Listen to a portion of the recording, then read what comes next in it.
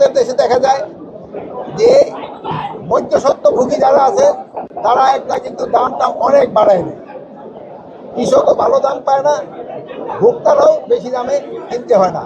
ভাই আমি চাই মধ্যস্বত্বভোগী যারা আছে তাদের একটু তাদের যে লাভ করার স্কেলটা এটা একটু কমায় আনতে হবে।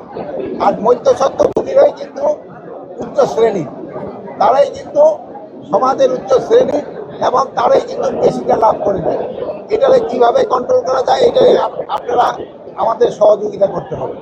আপনাদের সহযোগিতা ছাড়া এটা করা সম্ভব না।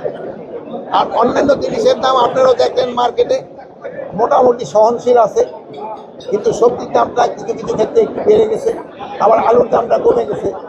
এটারে আমাদের একটা ব্যালেন্স করতে হবে। আরেকটা জিনিস হলো পলিথিন। পলিথিন কিন্তু একটা জানেন এই পলিথিনের জন্য কিন্তু এই যে আমাদের মাটি নষ্ট হয়ে যাচ্ছে।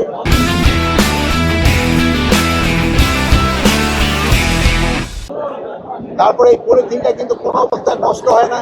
এই যে ধরেন যে অনেক সময় যে পানি আটকে যায় পলিথিনের জন্য, পলিথিনের কোনো উপকারিতাই নেই, এটার অপকারিতাই সবচেয়ে বেশি। আর আমরা যদি এই পলিথিনটা বন্ধ করতে পারি, আমাদের পাটের ব্যাগ যদি আমরা ব্যবহার করতে পারি, যেহেতু একসময় আমাদের কিন্তু পাটের একটা বিরাট চাহিদা ছিল, এখন কৃষকরা কিন্তু পাটের এরকম দাম পায় না। এখন আপনারা যদি পলিথিন ব্যবহার বন্ধ করে পাটের ব্যাগ ব্যবহার শুরু করেন, তবে আমাদের কৃষকরা লাভবান হবে, আমাদের স্বাস্থ্যসম্মত জিনিস হবে এবং পরিবেশের জন্য একটা ভালো জিনিস হবে। তাই আপনাদের কাছে সবার কাছে অনুরোধ করবো আপনারা পাটের ব্যাগ ব্যবহার করেন।